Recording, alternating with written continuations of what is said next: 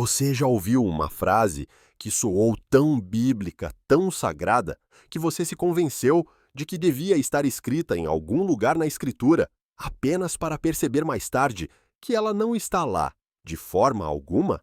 Frases como Deus ajuda quem se ajuda ou Isso também passará ecoam em sermões, funerais e conversas cotidianas entre cristãos. Elas soam santas, parecem familiares e chegam a ser citadas como se o próprio Jesus as tivesse sussurrado numa colina. Mas aqui está a verdade surpreendente. Nenhuma delas pode ser encontrada na Bíblia. Isso importa mais do que pensamos. Por mais inofensivas que pareçam, essas frases de efeito culturais podem lentamente remodelar nossa compreensão da fé. Em vez de nos apoiarmos no fundamento firme da palavra de Deus, corremos o risco de construir nossas vidas sobre meias-verdades que desmoronam no momento em que as verdadeiras tempestades chegam. É um pouco como confundir um meme popular com um documento histórico real. O estilo pode parecer autêntico, mas a fonte está faltando. E quando a fonte está faltando, a autoridade também desaparece. Por que isso acontece? Em parte porque os humanos adoram slogans. Uma frase curta é fácil de lembrar, fácil de repetir e oferece conforto em momentos de dor ou confusão. Mas conforto sem verdade pode enganar. A Bíblia nunca prometeu que a fé seria sobre frases de efeito. Ela prometeu uma palavra viva que revela o coração de Deus. Quando substituímos a revelação por clichês, acabamos com uma fé rasa, frágil e incapaz de suportar o peso do sofrimento real. Assim, nesta jornada, vamos examinar alguns dos ditados cristãos mais populares que, na verdade, não estão na Bíblia. Descobriremos de onde vieram, por que permaneceram e, o mais importante, o que a Bíblia realmente diz em vez deles. Porque a verdadeira esperança não está bordada num travesseiro, está escrita na palavra de Deus. À primeira vista, essa frase parece empoderadora. Paulo ansiava por essa esperança em Filipenses 1:23. O meu desejo é partir e estar com Cristo, porque isso é muito melhor. Essa é a promessa à qual os crentes se apegam. Não se tornar anjos, mas ser totalmente restaurados, plenamente vivos e para sempre unidos a Jesus. Na verdade, a realidade é mais gloriosa do que o clichê. Anjos podem ser majestosos, mas a humanidade é singularmente feita feia à imagem de Deus e redimida pelo sangue de Cristo. Dizer que alguém se tornou um anjo, na verdade, diminui o destino incrível que os aguarda. O Evangelho não promete asas, ele promete ressurreição, reunião e vida eterna no reino de Deus. Então, como devemos falar em momentos de perda? Em vez de dizer, o céu ganhou mais um anjo, podemos oferecer o conforto mais rico da Escritura. Eles estão com o Senhor. 2 Coríntios 5:8. Essa esperança tem muito mais peso do que a linguagem sentimental, porque está ancorada na promessa inabalável de Deus. Quando lamentamos, não precisamos de teologia de cartão postal. Precisamos da certeza de que Cristo venceu a morte e que aqueles que nele confiam estão seguros em sua presença para sempre. Essa verdade, embora menos poética, é infinitamente mais bela. Talvez nenhuma frase soe mais serena, mais espiritual do que esta: deixe ir e deixe Deus agir. Você a ouvirá em devocionais, grupos de recuperação ou em encorajamentos silenciosos entre amigos. A ideia parece simples: pare de lutar, pare de se preocupar e permita que Deus assuma o controle. Na superfície, parece bíblica. Mas, novamente, não é um ensinamento direto da Escritura. O slogan ganhou popularidade no século XX, especialmente em círculos cristãos de autoajuda, pois sua intenção era nobre: encorajar a confiança em Deus, em vez de se apegar à ansiedade. No entanto, com o tempo, a frase tem sido frequentemente mal utilizada para promover a passividade, como se a fé significasse cruzar os braços e esperar que Deus fizesse tudo.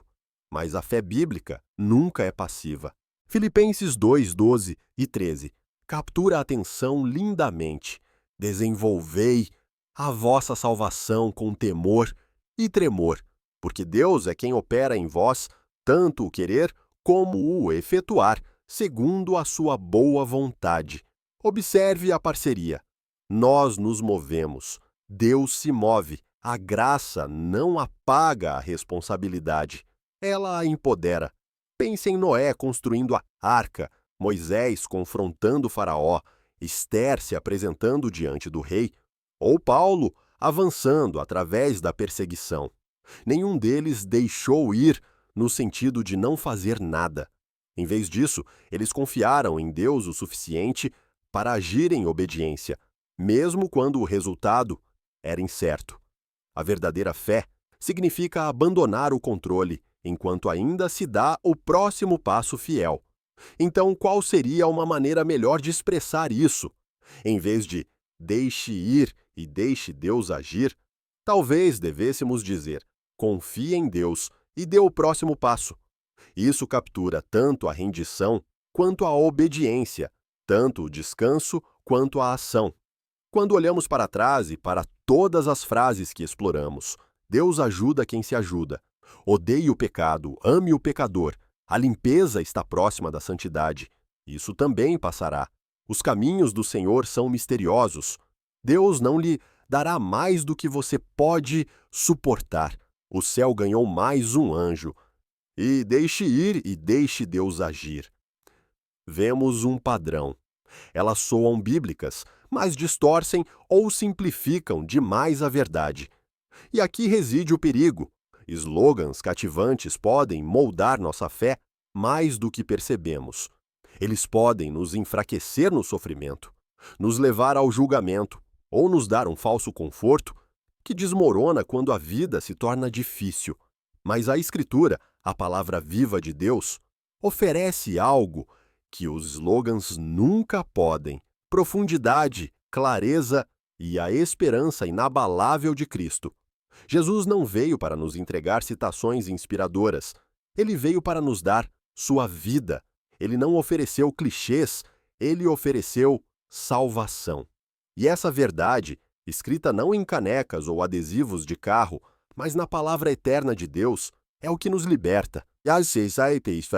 É o que aceitou. Então, não nos contentemos com frases que apenas soam cristãs. Apeguemo-nos às palavras que estão enraizadas no próprio Cristo, porque o Evangelho não é um clichê, é poder. Soa como algo que Jesus poderia ter dito depois de curar os enfermos ou ensinar no monte. Deus ajuda quem se ajuda. Tem aquele toque de sabedoria, não tem? No entanto, a realidade chocante é esta: ela nunca aparece na Bíblia, nem no Antigo Testamento, nem nos Evangelhos, nem mesmo escondida no livro de Provérbios. Sua verdadeira origem, Benjamin Franklin, que a incluiu no almanaque do pobre Ricardo em 1757. Dali, ela se infiltrou no vocabulário cristão, vestindo um disfarce de autoridade divina. O problema não é apenas que a frase não é bíblica, ela colide ativamente com a mensagem do Evangelho. A Escritura ensina o oposto. Deus ajuda aqueles que não podem ajudar a si mesmos. Romanos 5,6 diz isso com clareza penetrante. Porque quando nós ainda éramos fracos, Cristo morreu a seu tempo pelos ímpios. Note isso. Não diz que Cristo veio depois que limpamos nossas vidas ou provamos nosso valor. Ele veio enquanto éramos indefesos. Pense no ladrão na cruz. Ele não teve chance de mudar sua vida. Nenhuma oportunidade de fazer boas obras ou ajudar a si mesmo. No entanto, em seus últimos suspiros, ele clamou a Jesus e recebeu misericórdia. Ou considere a mulher pega em adultério. Jesus não lhe entregou uma lista de verificação para autoaperfeiçoamento. Ele a protegeu da condenação, perdoou-a e só então disse gentilmente: vá e não peques mais. Quando repetimos a frase de Franklin, Como se fosse verdade divina, corremos o risco de distorcer o cristianismo em uma religião baseada em obras, um sistema onde Deus só nos encontra no meio do caminho se primeiro nos provarmos. Mas isso não é graça. Graça significa que Deus intervém precisamente porque não podemos sair do abismo por conta própria. Mesmo na vida moderna, isso importa. Muitos de nós lutamos com a pressão de nos recompormos, seja na carreira, na família ou na fé. Mas o cerne do Evangelho diz: você não precisa carregar tudo isso. Deus não espera na linha de chegada para parabenizar seu esforço. Ele entra em sua fraqueza, em sua bagunça e oferece uma força que você nunca conseguiria sozinho. Então, da próxima vez que você ouvir Deus ajuda quem se ajuda, lembre-se, a boa notícia é muito melhor. Deus ajuda os quebrantados, os cansados, aqueles que não podem ajudar a si mesmos, porque é isso que todos nós somos sem Ele. Este soa nobre, não é? Odeie o pecado, ame o pecador. Parece que me... Equilibrado, compassivo, até mesmo cristão. Muitas pessoas acreditam que deve vir diretamente da Bíblia, mas não vem. Jesus nunca o disse, Paulo nunca o escreveu, e você não o encontrará escondido em Provérbios ou Salmos. Então, de onde veio? Historiadores geralmente traçam suas raízes a Santo Agostinho, que uma vez escreveu em latim sobre ter amor pela humanidade e ódio pelo pecado. Séculos depois, Mahatma Gandhi popularizou a formulação mais próxima que usamos hoje. Com o tempo, os cristãos a adotaram como uma espécie de slogan moral. Agora, há uma verdade parcial escondida nisso. A Escritura realmente nos chama a amar as pessoas enquanto rejeitamos o mal. Judas 1,23 diz: salvai outros, tirando-os do fogo. A outros mostrai misericórdia com temor, odiando até mesmo a veste manchada pela carne. A Bíblia é clara. O pecado destrói, mas é aqui que a frase falha. Ela faz parecer que o pecado é um objeto separado que podemos detestar a uma distância segura, sem tocar na pessoa. Jesus ensinou algo diferente. Ele disse em Mateus 15:19, porque do coração procedem maus desígnios. Em outras palavras, o pecado não é apenas uma mancha externa. Ele está emaranhado com quem somos. Isso significa que quando dizemos que odiamos o pecado, é perigosamente fácil deixar essa aversão se espalhar para a forma como vemos a pessoa. E muitas vezes é exatamente isso que acontece. A frase se torna menos sobre compaixão e mais sobre julgamento disfarçado, de linguagem santa. Considere como Jesus respondeu à mulher pega em adultério. Ele não ficou sobre ela, declarando: eu te amo, mas odeio o teu pecado. Ele a protegeu daqueles prontos para apedrejá-la. Ele a perdoou, restaurou sua dignidade e só então a convidou à transformação. Vá e não peques mais. Graça primeiro, mudança depois. Na prática, amar os pecadores como Jesus amou significa mais do que oferecer uma distância polida. Significa sentar com eles, ouvir suas histórias, compartilhar refeições, sacrificar tempo e convidá-los para a mesma graça que nos resgatou.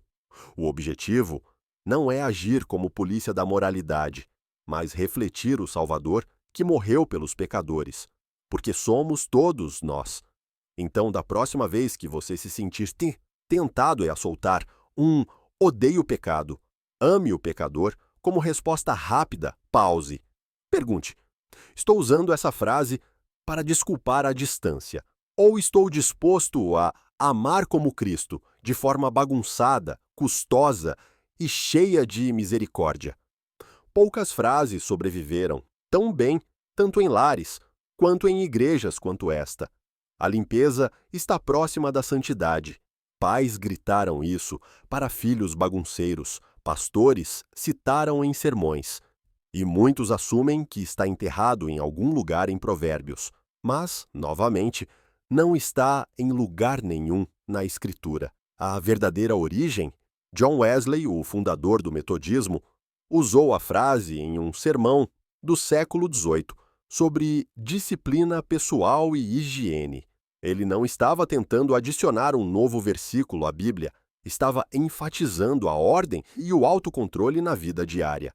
Com o tempo, porém, as palavras de Wesley assumiram um brilho sagrado e passaram a ser tratadas como verdade divina. Para ser justo, a Bíblia fala de pureza, mas ela aponta para algo muito mais profundo do que sabão, pisos varridos ou roupas dobradas. Em Mateus 23, 26, Jesus repreendeu os fariseus. Primeiro limpa o interior do copo e do prato, para que também o exterior fique limpo. Sua preocupação não era com casas impecáveis, mas com corações rendidos. Você pode esfregar as mãos até ficarem em carne viva e polir sua aparência, mas se o orgulho, a amargura ou o egoísmo dominam por dentro, é tudo uma exibição vazia. Os fariseus eram os maiores maníacos por limpeza. Eles seguiam lavagens rituais, leis de pureza e inúmeras tradições para parecerem santos. No entanto, Jesus os chamou de sepulcros caiados, bonitos por fora, mas cheios de podridão por dentro. Por quê? Porque eles confundiram a limpeza externa com a santidade, esquecendo que a verdadeira santidade flui da humildade, do amor e da transformação interior. A história e a vida diária nos dão inúmeros exemplos. Algumas das pessoas mais gentis e semelhantes a Cristo vivem em condições que o mundo poderia chamar de desleixadas. Fazendeiros cobertos de terra, refugiados com poucas posses, ou crianças em vilarejos superlotados. E às vezes, aqueles que parecem polidos e respeitáveis escondem corrupção a portas fechadas. A ordem externa não é prova de retidão interna. Isso significa que a higiene não importa de jeito nenhum. Deus nos deu corpos para cuidar, e a ordem pode refletir disciplina, mas nunca deve ser confundida com pureza espiritual. Um quarto bagunçado não equivale a uma alma bagunçada, e uma casa impecável não garante um coração limpo. Então, da próxima vez que alguém citar "a limpeza está próxima da santidade", lembre-se, Jesus nunca pregou a arrumação como uma virtude. Ele chamou as pessoas à transformação de dentro para fora. Porque no reino de Deus, a verdadeira limpeza não é sobre sabão e esfregar, é sobre rendição.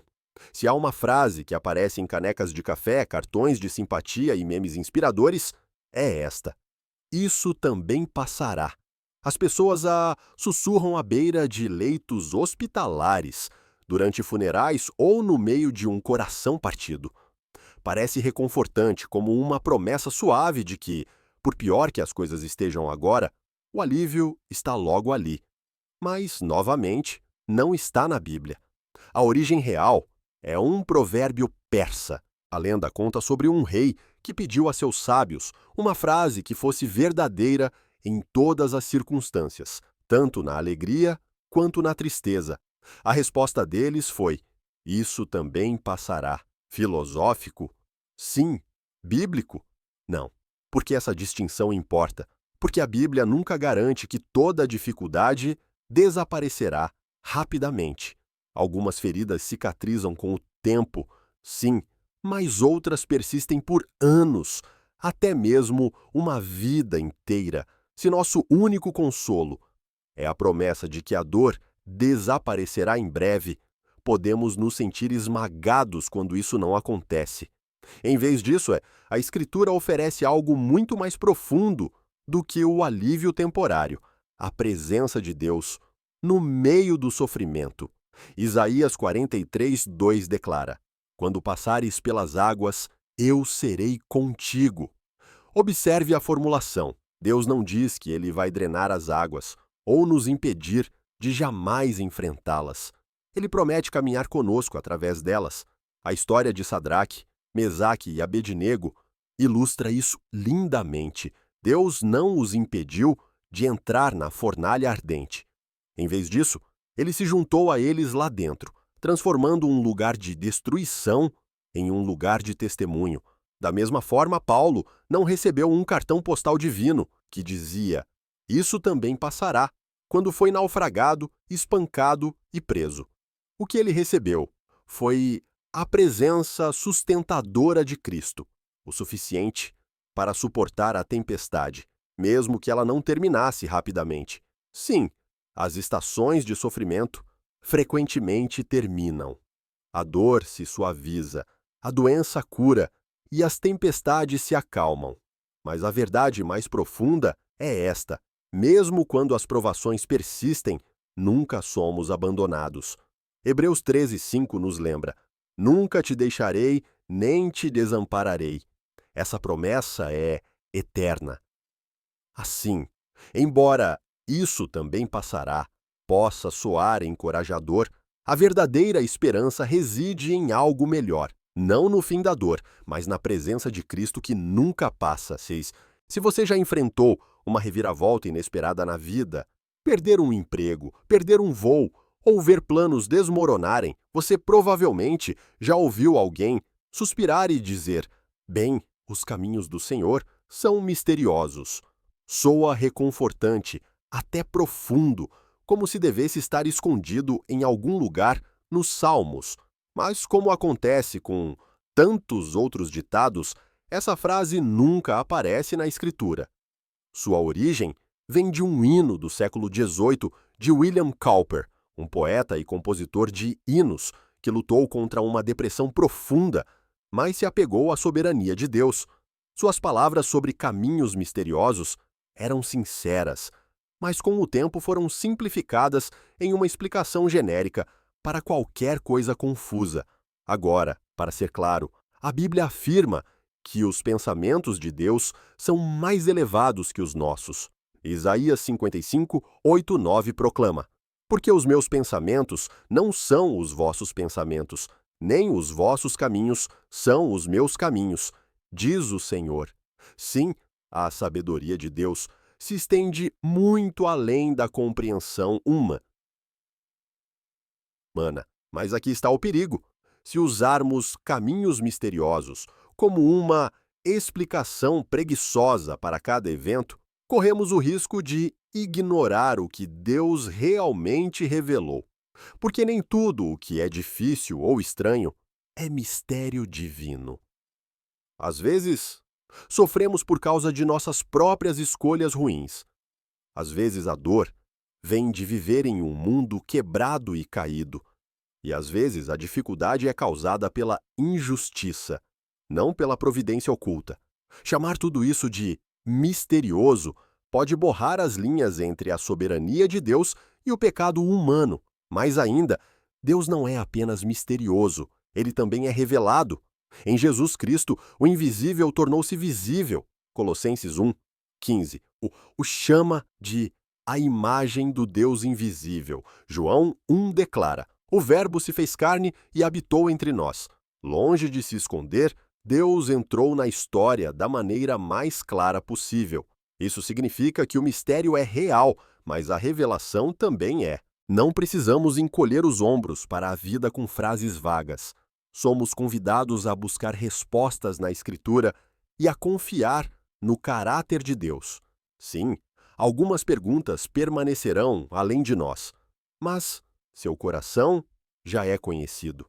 Então, em vez de nos contentarmos com "Deus trabalha de maneiras misteriosas", talvez uma verdade melhor seja esta: Deus trabalha de maneiras redentoras.